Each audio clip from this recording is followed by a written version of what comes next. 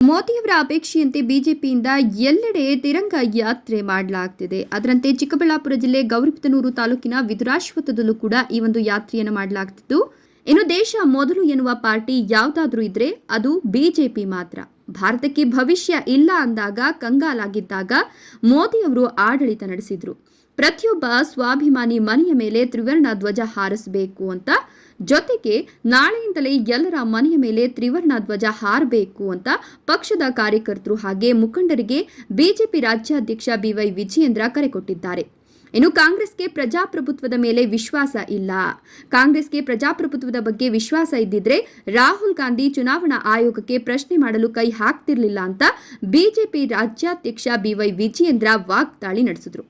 ಇವತ್ತು ದೇಶದ ಉಚ್ಚ ನ್ಯಾಯಾಲಯದ ಬಗ್ಗೆ ಮಾತನಾಡಲು ರಾಹುಲ್ ಗಾಂಧಿ ಮುಂದಾಗ್ತಿದ್ದಾರೆ. ಹತಾಶರಾಗಿ ದೇಶದ ಸಾಂವಿಧಾನಿಕ ಸಂಸ್ಥೆ ಮತ್ತು ಪ್ರಜಾಪ್ರಭುತ್ವದ ಮೇಲೆ ರಾಹುಲ್ ಗಾಂಧಿ ವಿಶ್ವಾಸ ಕಳೆದುಕೊಂಡಿದ್ದಾರೆ ಅಂತ ದೂರಿದ್ರು. ಇನ್ನು ಚಿಕ್ಕಬಳ್ಳಾಪುರ ಜಿಲ್ಲೆ ಗೌರಿಬಿದನೂರು ವಿದುರಾಶ್ವತ್ಥದಲ್ಲಿ ನಡೆದಂತಹ ತಿರಂಗ ಯಾತ್ರೆ ಸಮಾರೋಪ ಸಮಾರಂಭದಲ್ಲಿ ಅವರು ಮಾತನಾಡಿದರು. ಕಳೆದ ಲೋಕಸಭಾ ಚುನಾವಣೆಯಲ್ಲಿ ರಾಹುಲ್ ಗಾಂಧಿ ಪ್ರಧಾನಮಂತ್ರಿ ಆಗಬೇಕೆಂಬ ಕನಸು ಭಗ್ನವಾದ ಹಿನ್ನೆಲೆಯಲ್ಲಿ ಚುನಾವಣಾ ಆಯೋಗದ ಬಗ್ಗೆ ಎಲ್ಲಸಲ್ಲದ ಆರೋಪ ಮಾಡುತ್ತಿದ್ದಾರೆ.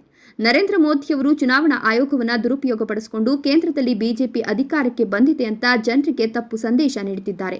ಇನ್ನು ದೇಶದ ಜನರು ಪ್ರಧಾನಿ ಮತ್ತು ಕೇಂದ್ರ ಸರ್ಕಾರದ ಜೊತೆಗೆ ಇದ್ದಾರೆ ಎನ್ನುವುದು ಅವರಿಗೆ ಗೊತ್ತಿಲ್ಲ ಅಂತ ಕುಟುಕಿದ್ರು. ಇನ್ನು ರಾಜಣ್ಣ ರಾಜೀನಾಮೆ ವಿಚಾರದಲ್ಲಿ ಮಾತನಾಡಿದ ವಿಜಯೇಂದ್ರ, ಕಾಂಗ್ರೆಸ್ ಸರ್ಕಾರ ಸತ್ಯವನ್ನ ಕೇಳಿಸಿಕೊಳ್ಳೋದಿಲ್ಲ. ಸತ್ಯ ಹೇಳಿದ ಕಾರಣಕ್ಕಾಗಿ ರಾಜಣ್ಣ ಅವರ ರಾಜೀನಾಮೆ ಪಡೆಯಲಾಗಿದೆ ಅಂತ ಹೇಳಿದ್ರು.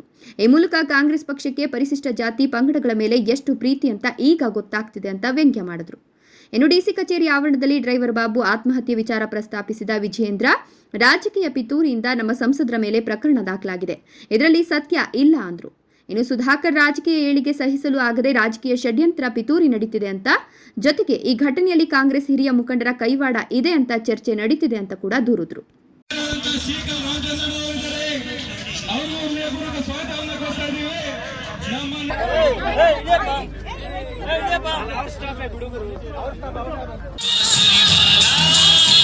ಆಗಿರ್ತಕ್ಕಂಥ ಸುಧಾಕರ್ ಅವರ ರಾಜಕೀಯ ಏಳಿಗೆಯನ್ನು ಸಹಿಸಕ್ಕಾಗದೇನೆ ಒಂದು ರಾಜಕೀಯ ಷಡ್ಯಂತ್ರ, ಒಂದು ಪಿತೂರಿ ನಡೀತಾ ಇದೆ. ಅದು ಕಾಂಗ್ರೆಸ್ನ ಹಿರಿಯ ಮುಖಂಡರ ಕೈವಾಡ ಅನ್ನೋದಿದೆ ಅಂತೇಳಿ ಸಾಕಷ್ಟು ಚರ್ಚೆ ನಡೀತಾ ಇದೆ.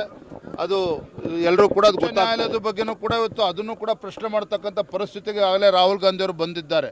ಅಂದರೆ ಹತಾಶರಾಗಿ ಈ ದೇಶದ ಯಾವುದೇ ಒಂದು ಸಾಂವಿಧಾನಿಕ ಸಂಸ್ಥೆಗಳ ಬಗ್ಗೆ ಆಗಲಿ ಪ್ರಜಾಪ್ರಭುತ್ವದ ಬಗ್ಗೆ ಆಗಲಿ ಸಂಪೂರ್ಣ ವಿಶ್ವಾಸವನ್ನು ರಾಹುಲ್ ಗಾಂಧಿ ಅವರು ಕಳೆದುಕೊಂಡಿದ್ದಾರೆ.